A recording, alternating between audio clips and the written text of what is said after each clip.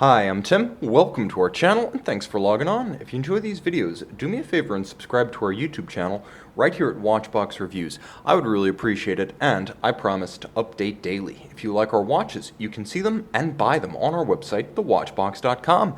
And today we are discussing the 2018 2500-piece limited series Seiko Presage Shippo Enamel limited edition SPB075 in stainless steel.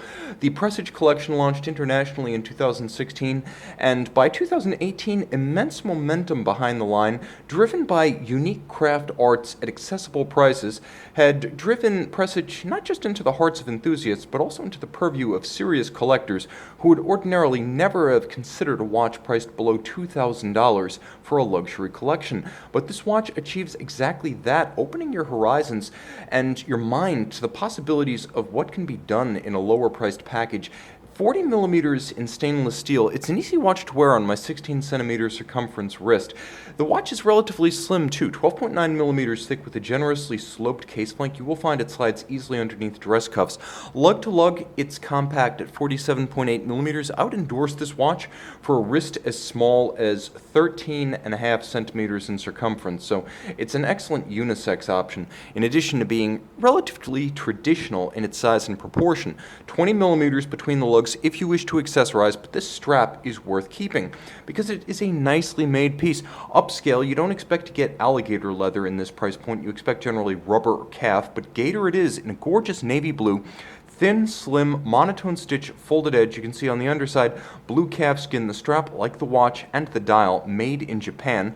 This is where Seiko really punches above its weight and surprises. It's not just that the watch features a manufacturer movement, an actual hand-painted enamel dial, and surprising mechanical value. It's the fact that you get a gator strap with a full trigger-actuated deployant clasp, cleverly constructed and giving you robust security against droppage while donning or removing at bedside. Now back to the watch itself. Let's see if we can't get a little bit more light on the dial. It is a sensational piece.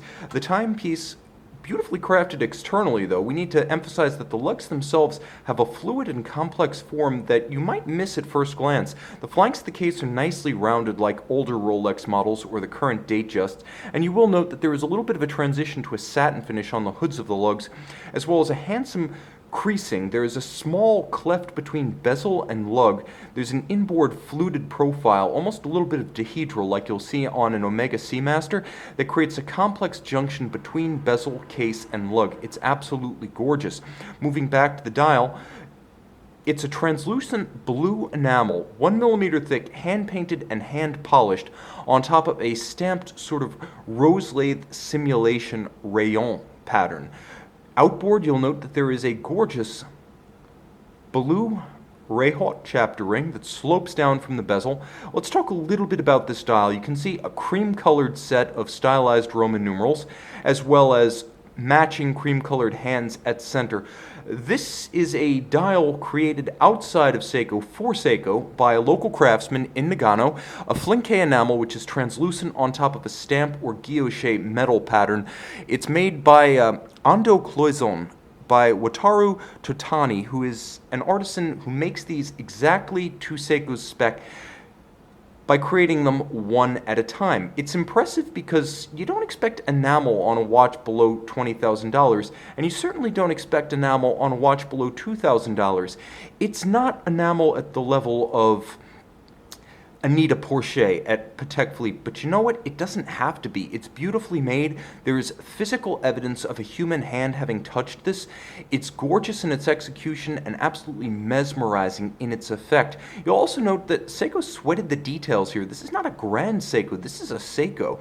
And right down to the cream color of the hands and calibrations and the lunette style counterweight to the needle seconds hand.